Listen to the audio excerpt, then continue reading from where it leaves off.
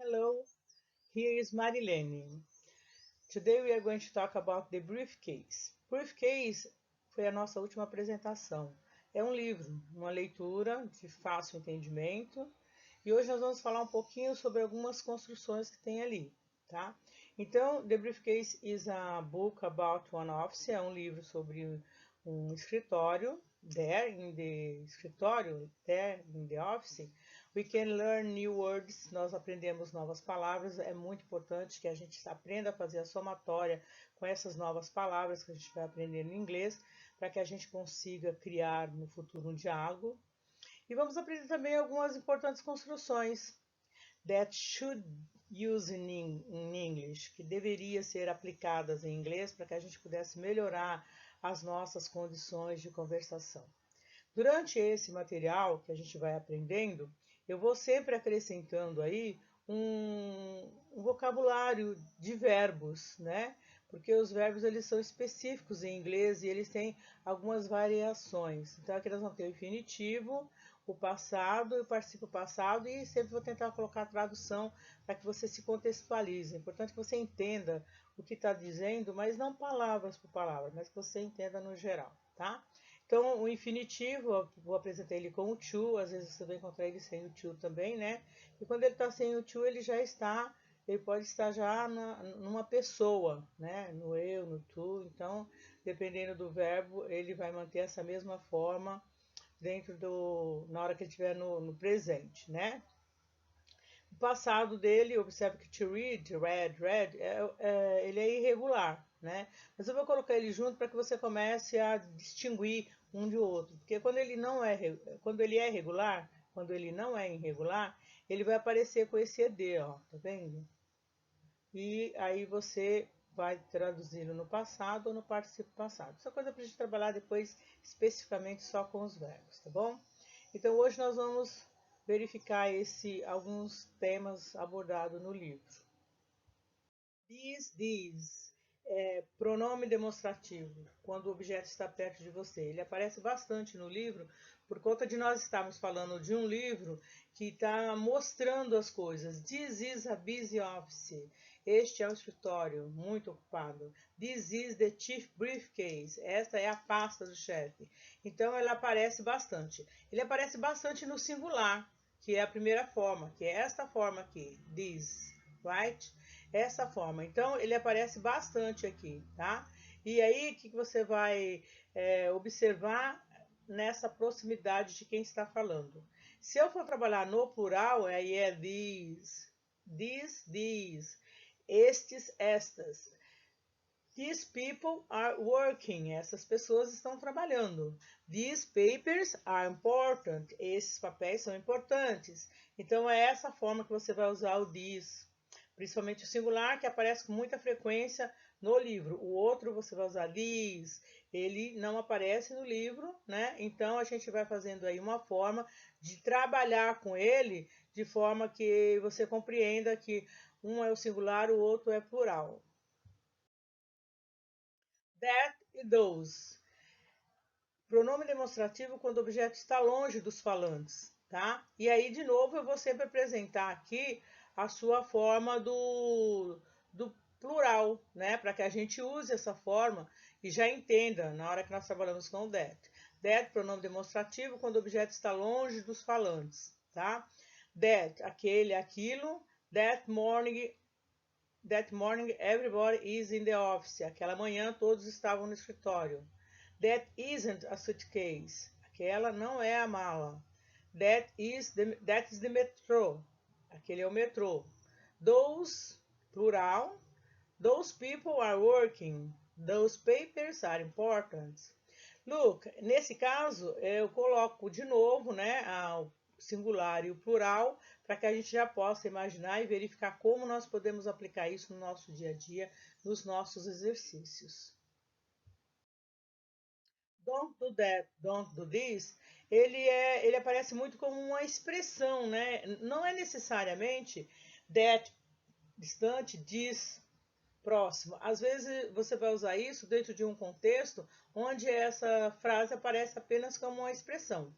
É claro que você também pode usar ele dentro da regra, Ou seja, se você tem uma coisa perto de você, don't do that, não faça isso, não faça aquilo. Você pode usar don't do this, você pode usar usando as regras normais que você tem aí para falar sobre o this e o that. Mas geralmente isso não está dentro de uma expressão focado, né, no próximo e no distante. Então você pode usar de repente isso fora desse contexto também, tá? There is, there are, aparece no nosso livro também, né? There is, aparece. Observa que essas colocações, esses itens que nós estamos trabalhando, eles aparecem mais no singular dentro do livro, né? Quem ainda não viu o livro, não leu, volta lá e dá uma olhada no livro que você vai verificar que essas palavras vão estar lá. Esses, tanto there is como there are, eles indicam a existência de alguma coisa, né? Dentro do nosso contexto português, nós vamos entendê-los como um verbo haver e verbo existir, tá? There is a clerk on the office. Há um auxiliar no escritório, né?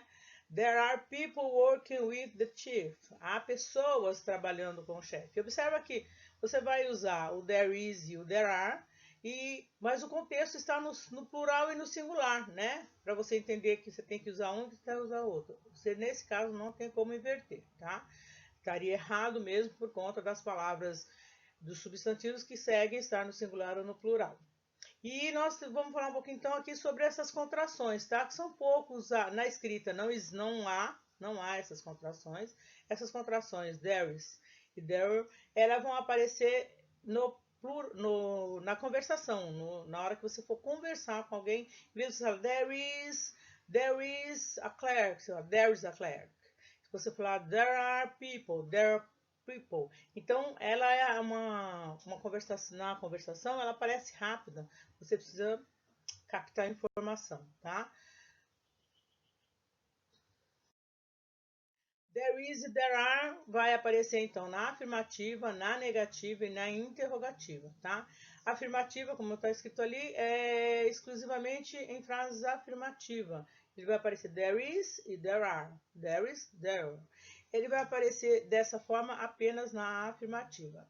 Na negativa, ele então vai ficar there is a clerk in the office. Há um auxiliar no escritório. There are many papers on the table. There are many papers on the table. Há muitos papéis sobre a mesa. Observe que você vai usar haver e existir e vai pensar também como a frase se completa no singular ou no plural, tá? Na negativa, ele vai receber a partícula not. Também recebeu a partícula not lá quando a gente trabalhou com o to be, tá? Porque aqui nós estamos trabalhando com to be novamente.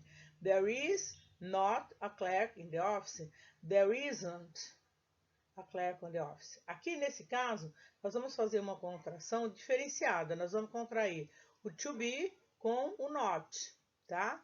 Aqui nós vamos contrair o to be com o not. Como contrair tanto is, not, isn't, como are not, aren't. Então, there isn't a clerk on the office.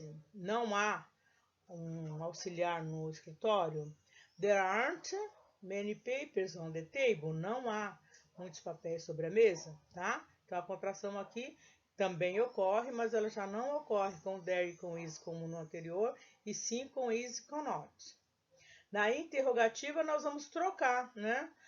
O verbo e o there de lugar. Lembrando que is there a clerk in the office? Is there a clerk in the office? No, no, no. Is there a clerk in the office? O ponto de interrogação é a forma de você constituir, né, no oral o ponto de interrogação. Então é importante que você use um ponto de interrogação, leia, ouça, para que você saiba que você está usando o ponto de interrogação.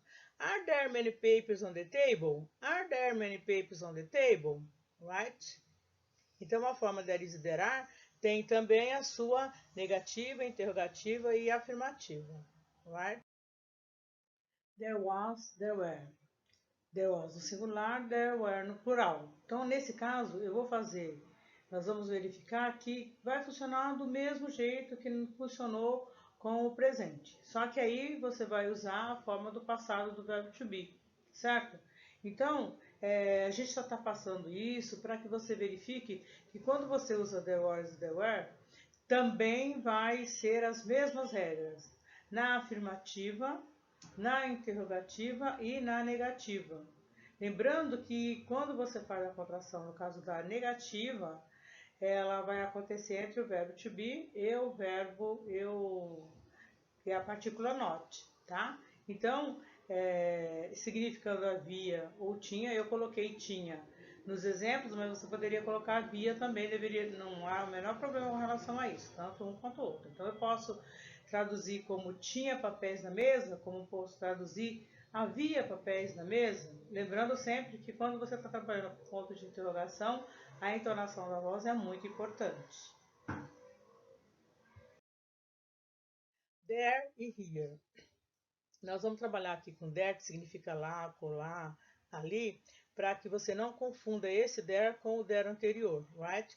There, aqui, here, aqui, próximo de quem fala.